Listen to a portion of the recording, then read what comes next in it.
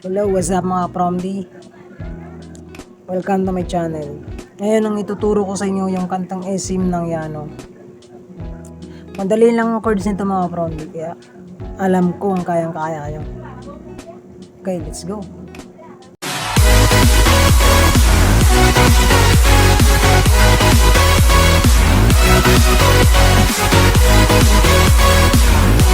So okay, umpisa na natin yung intro tsaka verse. Yung intro naman is D chord. Okay, ganito.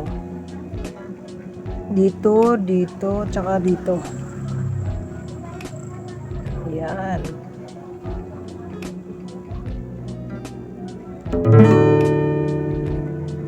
Ulitin ko Ito. Tapos ito naman dito. Dito. A chords. Yung A chords is itong tatlo lang magkasunod na second, third, fourth string. Second fret. Ganito lang yung mga promdi. Yan. Easy lang yan. Kayang-kaya nyo. B minor. Okay. Yung B minor, yung tinatawag na bar chords. Bar chords yung gagawin natin para medyo maganda yung tunog. So, paano yun? Ito, ganito. Dito, dito, tsaka rito. Tapos ito, iipitin mo lang.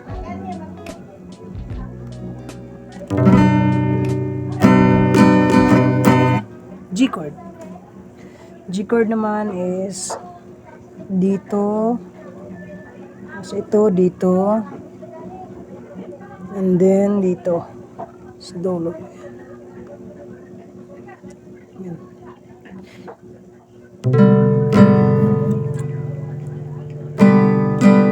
So, ganito.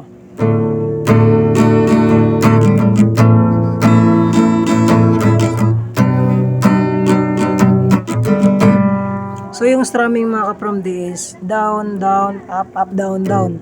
Down, down, up, up, down, down. Down, down, up, up, down. Down, down, up, up, down, down. Down, down, up, up, down, down. Down, down, up, up, down, down. Down, down, up, up, down, down. Down, down, up, up, down, down. Down, down, up, up, down, down. Okay. Ilalagay ko na lang yung chords dito sa gilid. Sundan nyo lang ako promdi. So, tapos na tayo sa intro. Yung verse, ganun din naman yung chords niyan. So, chorus na tayo. Dalawang chords lang yung sa chorus. Ayan, G.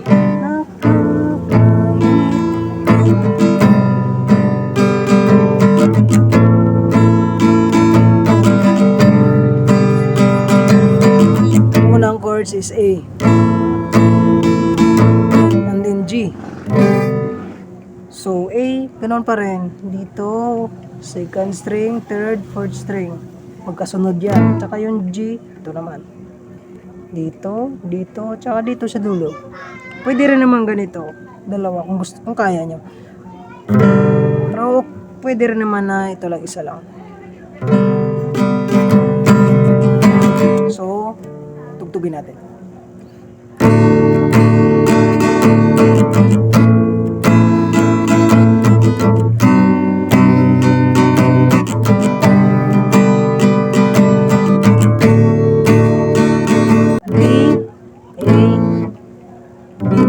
G.